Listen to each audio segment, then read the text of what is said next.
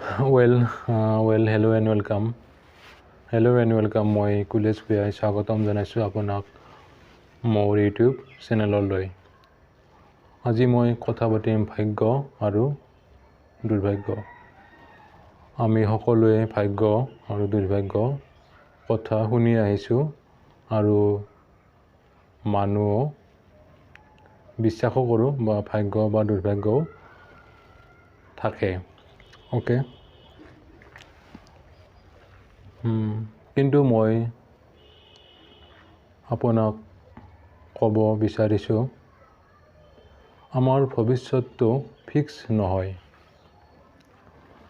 ভৱিষ্যতটো যদি ফিক্স নহয় তেতিয়াহ'লে ভাগ্য বা দুৰ্ভাগ্যও ফিক্স নহয়।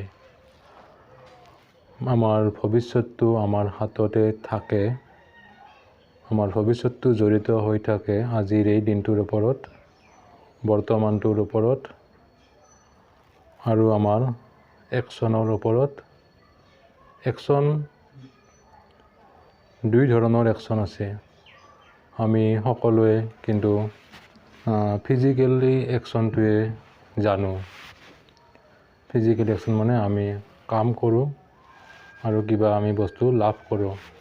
আমি সকলোৱে দুটা একশ্যন কৰোঁ, এটা আমাৰ একশ্যন আৰু এটা আমাৰ ইনএকশ্যন। একশ্যন হৈছে আমি যি হাতে কামে সমস্যাটো সমাধানৰ কাৰণে কৰোঁ, যি কৰিব পাৰোঁ। আৰু দুই নম্বৰ হৈছে ইনএকশ্যন। ইনএকশ্যন মানে আমাৰ চিন্তা। আমি সমস্যাটো সমাধানৰ কাৰণে চিন্তাওতো কৰি থাকোঁ বা চিন্তা নিজে নিজে আহেও, কিন্তু চিন্তা আমাৰ বেছিকৈ নিগেটিভ চিন্তাই আহে। আৰু আমি চাব লাগে মাজে মাজে যে আমাৰ যে চিন্তাটো আহিছে, চিন্তাটো আমাৰ সমস্যাটোৰ সপক্ষে আহিছে নে বিপক্ষে আহিছে। আৰু আমি যিমান পাৰোঁ সিমান সপক্ষে চিন্তা কৰিব লাগে। আৰু সেইকাৰণে আমাৰ ভৱিষ্যতটো ফিক্স নহয়। ভৱিষ্যতটো আমাৰ বৰ্তমানৰ লগতে থাকে। ওকে, তো কালি